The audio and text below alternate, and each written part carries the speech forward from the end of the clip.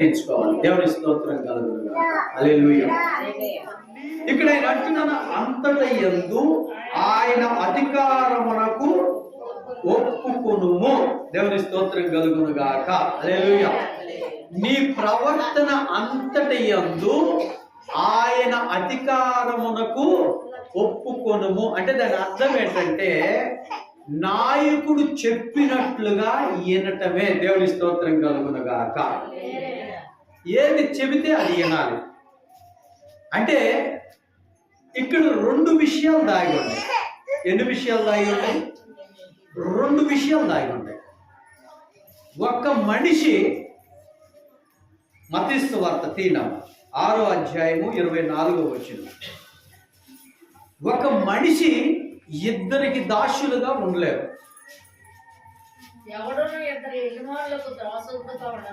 ఇద్దరికి అంటే ఇక్కడ ఎవడును ఇద్దరు యజమానులకు దాసుడుగా ఉండనేరడు. అతడు ఒకడిని ద్వేషించి ఒకడిని ప్రేమించును, లేదా ఒకడిని పక్షముగా నుండి ఒకడిని పునీకరించును. ఇక్కడ నుండి మీరు దేవునికి సిరికిని దాసులుగా ఉండనేరడు. దేవుని స్తోత్రం. అంటే ఇక్కడ దేవునికి సిరికి అంటే సంపదకు, సంపద అంటే డబ్బుకు. డబ్బు మీద ఆశ ఉన్నవాడు దేవునికి దాసుడుగా లేడు. దేవునికి దాసుడుగా ఉన్నవాడు డబ్బుని అపొస్తలుడైన పౌలు ఏమన్నాడు? పెంటగా ఎంచెను అని రాయబడింది. దేవుని స్తోత్రం. దేవుని దాసుడు ఎప్పుడూ కూడా డబ్బును ప్రేమించడు. డబ్బును ప్రేమించేవాడు ఎప్పుడూ కూడా దేవుణ్ణి ప్రేమించలేడు. దేవుని స్తోత్రం కలుగును గాక. యేసు ప్రభు ఒకసారి సువార్త ప్రకటించి త్రోవను వస్తూ ఉండగా కొంతమంది యేసు ప్రభును కలిసి కొన్ని మాటలు మాట్లాడుకుంటూ ఉంటారు. అందులో ఒక ఆయన వచ్చి ఏమంటాడంటే, అయ్యా నేను పరలోకం చేరాలంటే, నిత్య జీవం చేరాలంటే నేనేం చేయాలి అంటాడు. దేవుని స్తోత్రం కలుగును గాక.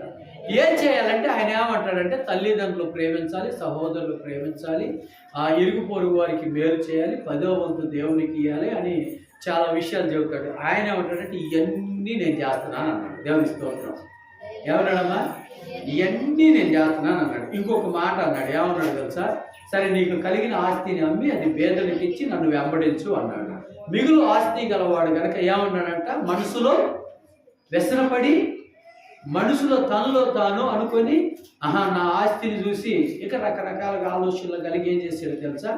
యేసు ప్రభుని విడిచి వెళ్ళాడు. దేవుని స్తోత్రం కలుగును గాక. అంటే ఇక్కడ నీ ప్రవర్తన అంతటి మీద ఆయన అధికారముగా ఉన్నప్పుడు నీ అవసరం ఏంటో కూడా ఆయన తీరుస్తాడు. అది వేరే విషయం. దేవుని స్తోత్రం కలుగును గాక. అయితే నేను సిరికి దేవునికి దాసుడిగా ఉంటామండి, ఇద్దరికి నేను కలిసి ఉంటానంటే అసలు అది జరగదని బైబిల్ ఖండించి చెబుతుంది. నా నిమిత్తం ఇక్కడ అన్నదమ్ములనైనను, అక్కచెల్లెలనైనను, తల్లిదండ్రులైనను, భార్యనైనను, పిల్లలనైనను, పొలములనైనను, ఇళ్ళునైనను పోగొట్టుకున్నవాడు పరలోకమందు 100 రెట్లు అంటే 100 రెట్లు పొందుకొనును అన్నాడు. దేవుని స్తోత్రం కలుగును గాక. అంటే ఇప్పుడు ఈయన కనుక 1 కోటి రూపాయలు ఆస్తి గలవాడు, 1 కోటి రూపాయలు పంచాడు అనుకోండి, పరలోకంలో ఎన్ని కోట్లు సంపాదించుకుంటాడు? 100 కోట్లనే అర్థం. ఏమా? అవునా కాదా? 100 కోట్లు సంపాదించుకుంటారు. దేవుని స్తోత్రం కలుగును గాక. అంటే ఇక్కడ దేవుని నిమిత్తం అంటే మన నిమిత్తం కాదు, మన సోకుల కోసమో, లేకపోతే మన ఇల్లు కట్టుకోవడానికో, లేకపోతే మన పనులు చేసుకోవడానికో, మన వాహనాల మీద కొనుక్కోవడానికో పోగొట్టుకుని అప్పులు పాలవటం కాదమ్మా. క్రీస్తు నిమిత్తం. దేవుని స్తోత్రం. సువార్త నిమిత్తం. క్రీస్తు సువార్త ప్రకటించటానికి నువ్వు ఎంతైతే హెచ్చించి ఖర్చు పెట్టావో దానికోసం దేవుడు ఏమన్నాడు? 100 రెట్లు పొందుకుంటామన్నాడు. దేవుని స్తోత్రం కలుగును గాక. ఇందులో ఒక భాగం, ఒక సహోదరుడు ఎక్కడన్నా మీటింగ్ ఉందంటే ఆగేవాడు కాదంట, ఎక్కడన్నా ప్రార్థన ఉందంటే ఆగేవాడు కాదంట, సేవకుడు ఏం చెప్పినా వినేవాడు. బైబిల్లో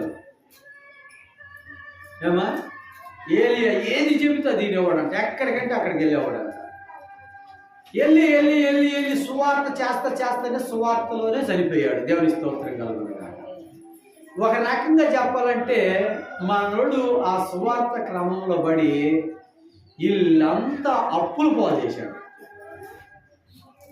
ఏం చేశాడు? వీళ్ళంతా అప్పులు పాలు, పిల్లలకి ఏమీ లేదు. ఇక లాస్ట్లో మిగిలింది ఏంటంటే అప్పులు తప్ప ఏమి మిగల. దేవుని స్తోత్రం కలుగును కాక. చాలా ఇల్లంతా అప్పులు పాలై చనిపోయాడు. చనిపోయిన తర్వాత ఇప్పుడు శవాన్ని తీసుకెళ్ళేటప్పుడు కొంతమంది ఆపుతారు. శవం పోతే డబ్బులు రావాలి కొంతమంది. ఎవరు కదా, కొంతమంది లక్షల్లో ఉన్న వాళ్ళు ఏం చేస్తారంటే డబ్బులు తీసుకెళ్తారు, ఎవరో ఒప్పందం అయితేనే అన్నట్టు కొంతమంది అంటారు. కాక ఆ రోజు వదిలేశారు. దేవుడి స్తోత్రం కాక. తెల్లారి వచ్చి ఏమన్నారంటే భార్యని పిల్లలను నాకు జీతగాళ్ళుగా పనివారిగా వచ్చి చేయమని చెప్పి లాక్కెళ్తాను.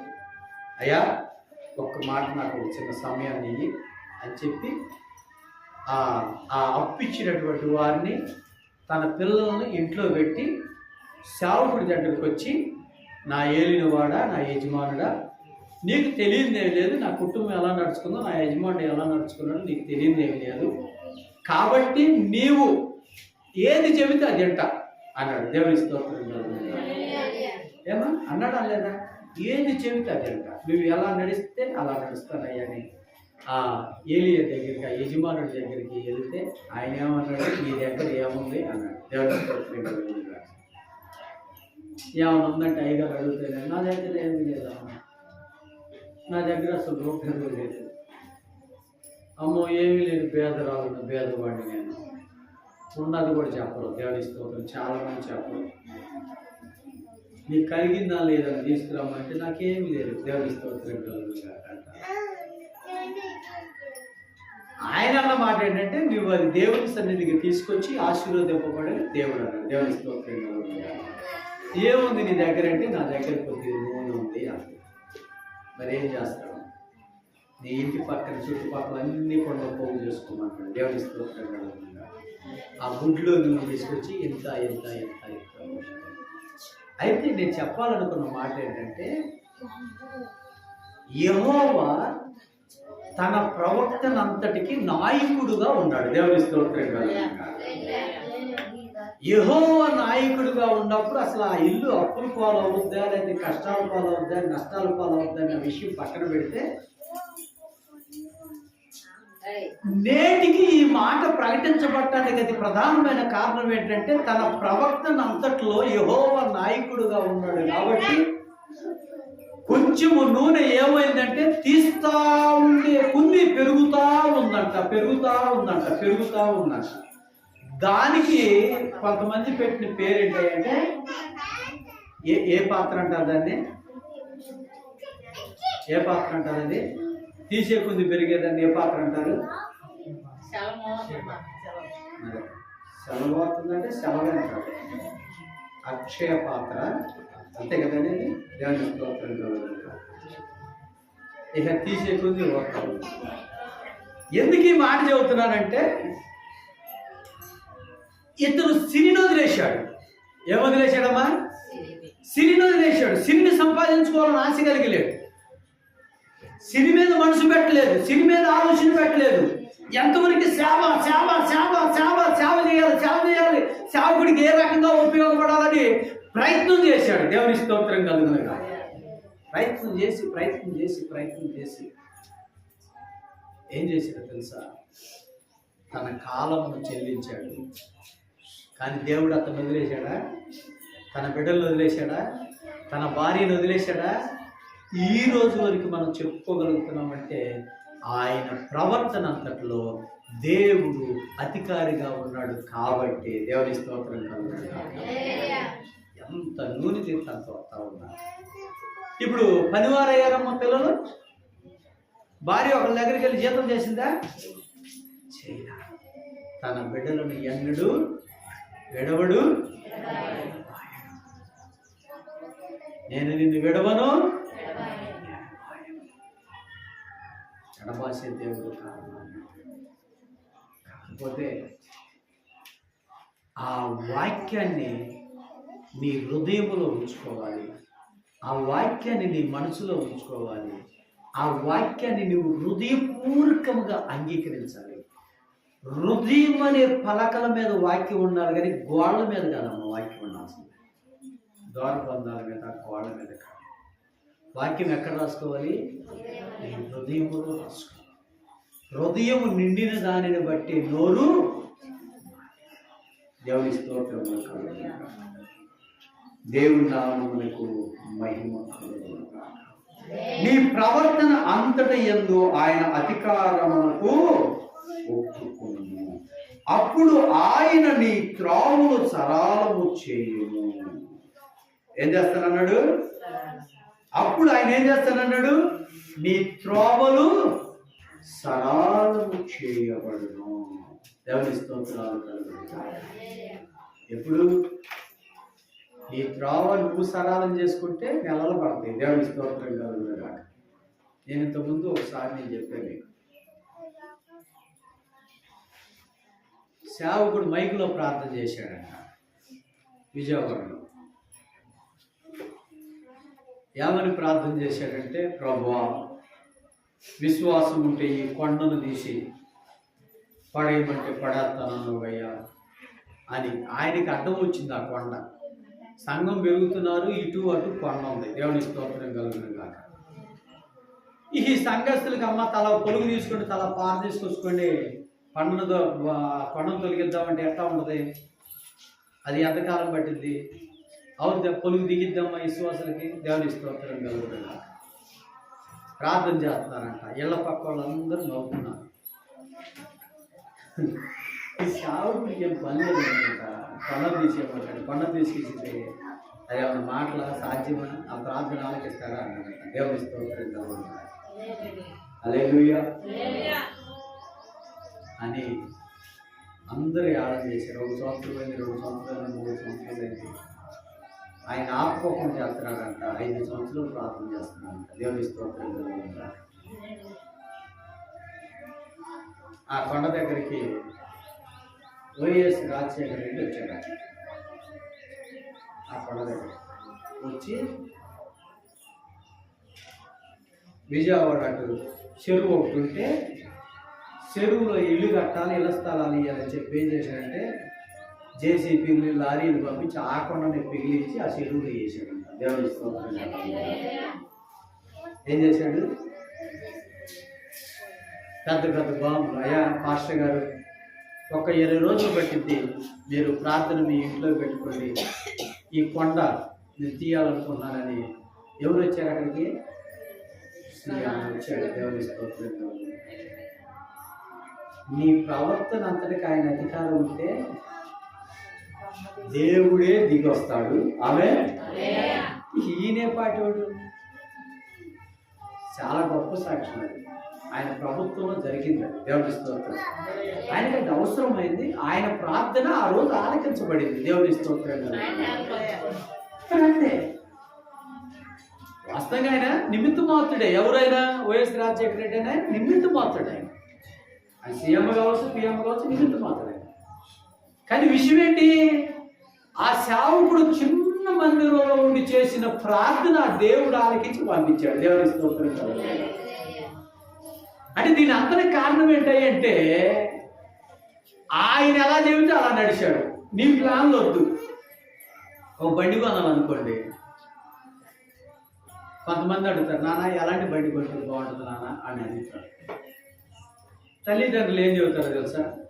అయ్యా నువ్వు ఉందే ఎంత, నీకు తగ్గంతగా ఏ ఎక్సెల్లో, టీవీఎస్ ఏమా, లేకపోతే ఏదైనా చిన్న బండి కొనుక్కో. ఎంత బండి? ఓ చిన్న బండి కొనుక్కో. మళ్ళీ దాన్ని నువ్వు బతికించాలి. దేనికి? ఆయిల్ పోయాలా, ఇంజిన్ ఆయిల్ పోయాలా, మళ్ళీ అక్కడ రిపేర్ వస్తే బాగు చేయాలా. దేవుని స్తోత్రం కలుగునుగా. కొన్ని బళ్ళకి ఇంజిన్ ఆయిల్ మార్చాలంటే 350, కొన్ని బళ్ళకి మార్చాలంటే 1550, కొన్ని బళ్ళకి మార్చాలంటే 3000. దాన్ని బట్టి తల్లిదండ్రులు ఏం చెబుతారంటే నువ్వు చిన్నది కొనుక్కోయా అంటారు. మనవాళ్ళు ఏం చేస్తారు? వింటారా? అక్కడ పోయి దాన్ని చూసిన తర్వాత దాన్నే తీసుకురావాలంటారు. దేవుని స్తోత్రం కలుగునుగా. దాన్నే మ్యాప్ లేదు. ఫైనాన్స్ వాడు ఇంటికి వచ్చి సీట్ కొట్టు తిరుగుతాడు. దేవుని స్తోత్రం కలుగునుగా. అంటే ఇక్కడ ఏంటంటే ఒక్కొక్కరు తెలివిగల వాళ్ళు ఉంటారు, దేవునికే పాఠాలు చెప్పాడు. అయ్యా మరే ఇదిగో బండి కొనుక్కొని వెళ్తారా, బండి కొనుక్కోవడానికి వెళ్దా, నీ ఇష్టమా కాదా, నీ ఇష్టమా కాదా, ఎలా వద్దా అంటాడు, వెళ్ళిపోతాడు. ఒక దర్శనం ఉండదు, ఒక మాట ఉండదు, ఏముండదు. దేవుని స్తోత్రం కలుగును కాక. ఇప్పుడు అడిగినప్పుడు ఏం చేయాలి, ఆయన మాట ఇచ్చేదాకా ఆగాలి. అలా అడగకుండా వెళ్తే అది వేరే విషయం. తెలియగలరు, నేను నిన్నే అడిగాడు అయ్యా.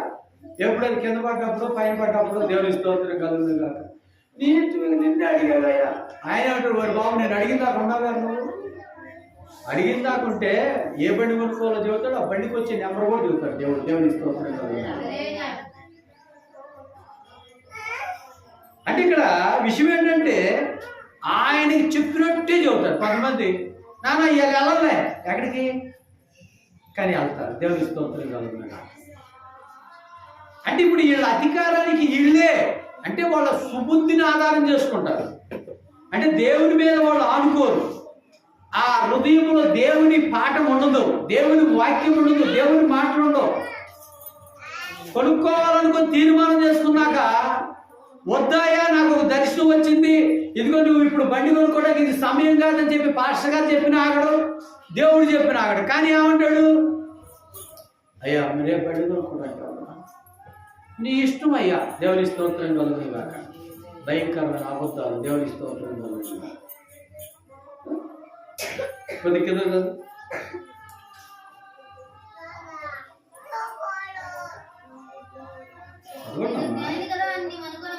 నేను జ్ఞానిని కదా అని నీవు అనుకునవద్దు. ఇక్కడ చేయాల్సిందమ్మా, నేను జ్ఞానిని కదా అని నువ్వు అనుకోవద్దు. నువ్వు అనుకోకుండా చేయాల్సింది ఏంటంటే, యెహోవా యందు భయభక్తులు కలిగి చెడుతనమును విడిచిపెట్టుము. ఏం విడిచిపెట్టాలి? చెడుతనమును విడిచిపెట్టుము. అప్పుడు నీ దేహమునకు ఆరోగ్యమును, నీ ఎముకలకు సత్తువయు కలుగును. నీ రాబడి అంతటిలో ప్రథమ ఫలమును నీ ఆస్తిలో భాగమిచ్చి యెహోవాను ఘనపరచుము. అప్పుడు నీ కొట్లలో ధాన్యము సమృద్ధిగానును, నీ గానుగలలో నుండి కొత్త ద్రాక్ష రసము పైకి పొరిలి పారును. నా కుమారుడా, యెహోవా శిక్షను తునీకరింపవద్దు, ఆయన గద్దింపునకు విసుకవద్దు. దేవుని స్తోత్రం కలుగును గాక. ఈ మాటలు నీ హృదయం అనే పలక మీద రాసుకో. దేవుని స్తోత్రములు కలుగును గాక. ఎక్కడ రాసుకోవాలి? ఈ రాసుకోవాలి. ఎముకల్లో సత్తు ఎక్కడి నుంచి వస్తుంది? దేవునికి లోబట్టంలో వస్తుంది. దేవుని స్తోత్రాలు కలుగును గాక. హల్లెలూయా. ఎప్పుడైతే నువ్వు దేవునికి లోబడతావో అప్పుడు నీ ఎముకల్లో సత్తు పెరిగింది, నీ ఎముకలకు ఆరోగ్యం వస్తుంది. ప్రభు నామమునకే మహిమ కలుగును గాక. పరిశుద్ధాత్మ దేవుడే మనతో ఉండి రక్షించును గాక. నీవు మనుషుని మీద ఆలోచన పెట్టు. మనుషుల్ని నువ్వు ఇంకొక మాట ముగిస్తాను. అదే సామెతల గ్రంథంలో 4వ అధ్యాయము, సామెతలోని 4వ అధ్యాయము 13వ వచనం ఒక మాట, ఉపదేశమును విడిచిపెట్టక. ఎలా పట్టుకోవాలమ్మా? ఉపదేశం ఎలా పట్టుకోవాలి? గట్టిగా వాటేసుకోవాలి. దేవుని స్తోత్రం కాదు. ఉపదేశం అంటే వాక్యం, అంటే చెప్పబడిన మాటను ఏం చేయాలి? గట్టిగా పట్టుకోవాలి. ఆ మాటను విడిచిపెట్టకూడదు. అది ఏం చేస్తుందంట? అది నీకు జీవము గనక దాన్ని పొంది ఉండుము. అది నీకేమైంది? జీవము. దాన్ని నువ్వేం చేయాలి? పొంది ఉండుము. భక్తిహీనుల త్రోవను చేరొద్దు. అమ్మా దేవుని స్తోత్రం. నీకు తెలుసు భక్తి పంతులు ఎవరో భక్తిహీనులు ఎవరో తెలుసు. అసలు ఎవరు ఎలాంటి వాడో నీకు తెలుసు. ఎలాంటి వాళ్ళ ప్రవర్తన ఎలా ఉండదో నీకు తెలుసు. స్కాన్ చేసేస్తాం మొత్తం. అవస్థని చెప్పాలంటే ఇంటికి వచ్చినప్పుడు చెప్పుకున్నాను అని చెప్తాను. దేవుని స్తోత్రం హల్లెలూయా. దేవుని నామమున మహిమ కలుగును గాక. పరిశుద్ధాత్మ దేవుడు మనకు గాక. ఇక్కడ ఏమన్నాడు? భక్తిహీనుల త్రోవన చారకము, దుష్టు మార్గమును నడవకము, దాని యందు ప్రవేశింపక తప్పించుకొని తిరుగు. అమ్మాయి ఇలా ఒక మాట ఉంది నీతో అనగా నువ్వేం చేయాలి? వెళ్ళి కూర్చున్నావు.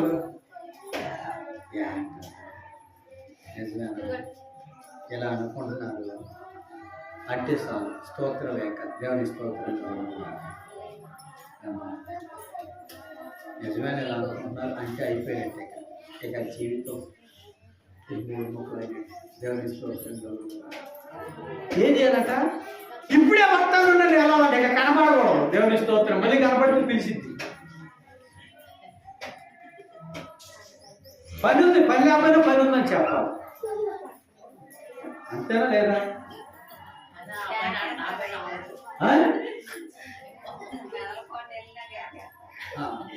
ఇక్కడ ఏమనుంది? భక్తిహీనుల త్రోవన చేరకము, దుష్టుల మార్గమున నడవకము, దాని యందు ప్రవేశింపక తప్పించుకొని తిరుగుము. దాని ఇంట దాని నుండి తొలగి సాగిపో అంటే వెళ్ళిపో. నువ్వు ఆగొద్దు. పిలిచినా ఆగొద్దు, చెయ్యి ఊపినా ఆగొద్దు, ఆగమాయి పని ఉందన్న ఆగొద్దు, ఆగయ్య అన్నగానే ఆగొద్దు, పోతనే ఉండాలి. ఏంటి అంత గర్వం అనుకోని పోని. స్తోత్రం కలుగునుగా. అనుకోని సాగిపోమని చెప్పాడా చెప్పలేదా? ఆగిపోమని చెప్పాడా? సాగిపో. దేవుని స్తోత్రం. అసలు ఆగొద్దు. దుష్టుల మార్గమున నడవక పాపులు అయ్యండి. దుష్టుల ఆలోచన చప్పున నడవక పాపుల మార్గమున నడవక అపహాసుకులు కూర్చున్న చాట కూర్చునక. దేవుని స్తోత్రం. అంటే ఇక నువ్వు సాగిపోము. ఇంకా చాలు. అట్టి వారు కీడు చేయనదే నిద్రించడం. అమ్మా అసలు ఒకరికి లేనిపోయింది చెప్తుంది కొంతమంది నిద్ర పడదు కదా. సాడిని చెప్తుంది నిద్ర పడదు. లేని వాటిని ఉన్న వాటిని కల్పించిందని నిద్ర పడదు. ఏదో ఒక మాటను చెబితే అమ్మయ్య తృప్తిగా అనుకుని పడుకుంటారట. దరిద్రులు కాబట్టి మంచి కడుపులో ఆగదు. దాన్ని ఏమంటారమ్మా? ఉద్రేకమా లేకపోతే కడుపుబ్బరమా? చెప్పేదాకా ఆగనే ఆగదు. ఏం చెబుతున్నావు నువ్వు ఆలోచించుకో. దేవుని స్తోత్రం. అలాంటి వాడు నిద్ర పడతా. వాళ్ళకి ఏదో ఒక చెడ్డ మాటని చెవులో వేయాల్సిందే. అమ్మా నేను అనలేదు, వాళ్ళు అలా అనుకుంటుంటే నేను విన్నా. అసలు ఏం మాట ఇది? జనాల మీద తోసేస్తారు. సెలవులోనే ఇట్లా అనుకుంటున్నారు నీ గురించి. వాళ్ళు అనుకుంటున్నారు. వాళ్ళ పేరు చెప్పమ్మా. వద్దులే మమ్మల్ని నువ్వు వెళ్ళి అడుగుతావేమో. వాళ్ళ పేరు నాకెందుకులే, నేను చెప్పనులే. చెప్పేది ఎవరి పేరు కాదు, నీదే ఆలోచన. దరిద్రమైన ఆలోచన నీదే. నువ్వు కనుక ఆ మాట చెప్పకపోతే ఈ రేతి నీకు నిద్ర పడిస్తావు. బైబిల్ ఇలాంటి వాటికి దూరంగా ఉండమని చెబుతుంది. దేవుని స్తోత్రం కలుగునుగాక. ఇంకొకటి కిందకి రావు. ఎటువంటి వారిని పడద్రోయిందే. బా ఎవరన్నా ఉన్నారమ్మా మనకు తెలిసిన వాళ్ళు? ఏమా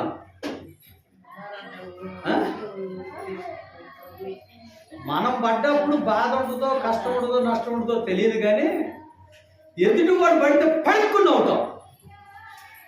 మళ్ళీ మెల్లబడి ఇవ్వండి అమ్మ పడ్డా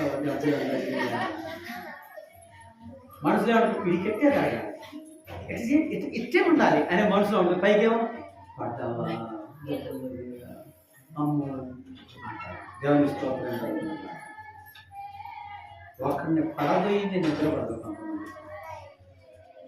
అంటే నేను కాదమ్మా, ఈరోజు వాక్యం చెబుతున్నా మాట, దేవుని స్తోత్రం.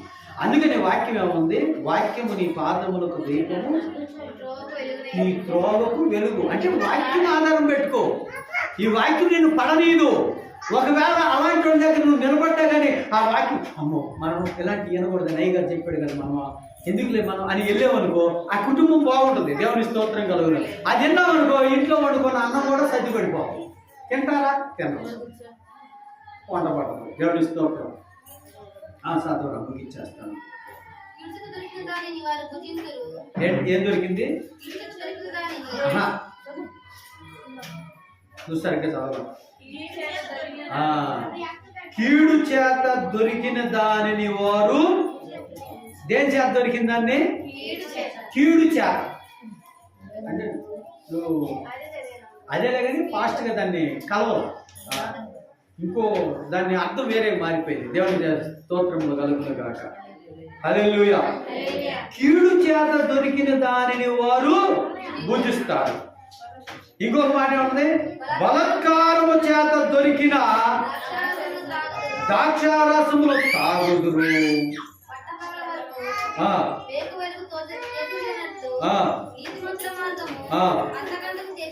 దేవుని స్తోత్రం కలుగును గాక. ఇక 18వ వచనం అది వేరే వచనం. దేవుని స్తోత్రం కలుగును గాక. ఇప్పుడు నువ్వు ఎక్కడున్నావంటే 13 నుండి 12 వరకు, అంటే 14 నుండి 17 వరకు. ఇందులో నువ్వు ఎక్కడ ఉన్నావో చూసుకో. దేవుని స్తోత్రం కలుగును గాక. హల్లెలూయా. ఈ ప్రాంతంలో ఏమైనా ఉన్నామని చూసుకో. ఇప్పుడు వెలుగును కూడా కొంతమంది ద్వేషిస్తారంటమ్మా. ప్రార్థనకు వచ్చే వాళ్ళే వెలుగును ద్వేషించే వాళ్ళు ఉన్నారు. దేవుని స్తోత్రం కలుగును గాక.